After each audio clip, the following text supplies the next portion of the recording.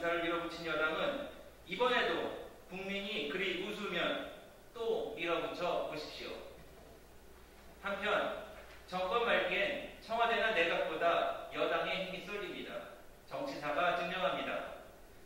친문 중에 친문인 윤호중 민주당 신임 원내대표는 국회 임기는 3년 남았고 정권 임기는 1년 남았다고 벌써부터 큰 소리입니다.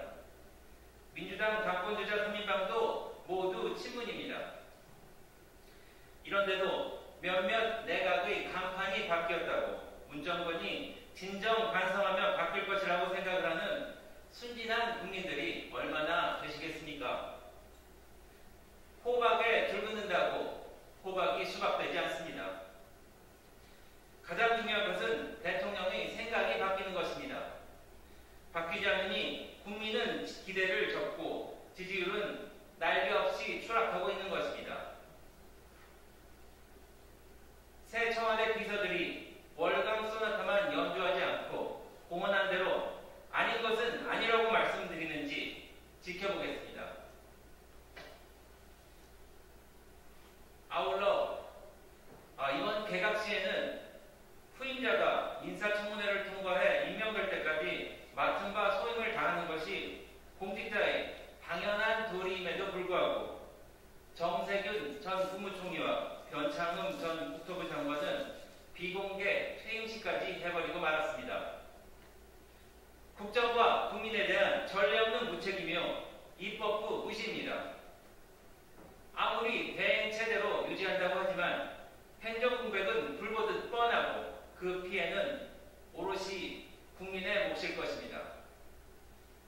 이름뿐인 국정쇄신을 위해 공백으로 인한 국정공백은 별거 아니라는 정부의 무책임한 태도가 개탄스럽습니다.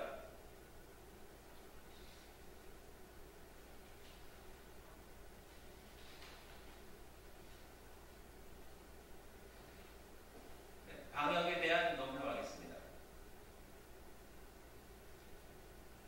양치기 정부는 정치방역 그만하라. 국민 생명을 양치기 정부에 맡겨야 하겠습니까? 정부의 코로나19 사태 이후 백신 관련 거짓말은 끝이 없습니다.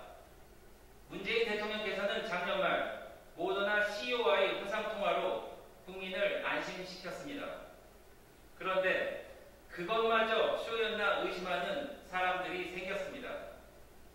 현재 우리나라의 코로나19 백신 접종률이 3%가 안 돼 OECD 최하위 수준이기 때문입니다. 정부의 올 11월 집단 면역은 요원하고 무려 6년이나 걸릴 것이라고 하는 전망까지 나왔습니다. 이제 이재명 경기도지사마저 정부를 못 믿겠다며 백신 별도 확보 계획을 밝혔습니다. 정부는 도대체 무엇을 하고 있는 것입니까?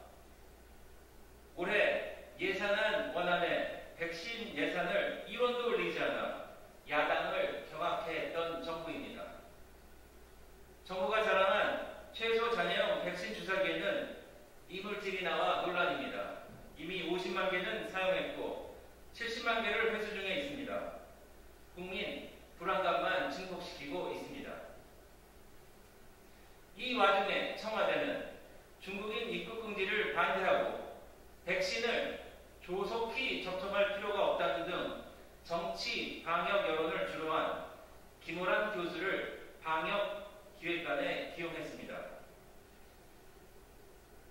이 와중에 청와대는 중국인 입국 금지를 반대하고 백신을 조속히 접종할 필요가 없다는 등 정치 방역 여론을 주도한 김호란 교수를 방역기획관에 기용했습니다. 왜 방역을 교란했던 인사를 오히려 방역의 핵심에 세우는 것입니까? 정은경 질병관리청장을 힘빼며 대놓고 정치 방역을 하겠다는 선언인지 의료계의 우려가 큽니다. 즉각 임명을 철회해야 합니다. 앞으로 어떻게 백신을 확보할 수 있는지도 불투명합니다. 문 대통령은 5월 하순 미국 방문해서 모더나와 화이자의 남은 백신을 문 대통령은 5월 하순 미국 방문해서 모더나와 화이자의 남은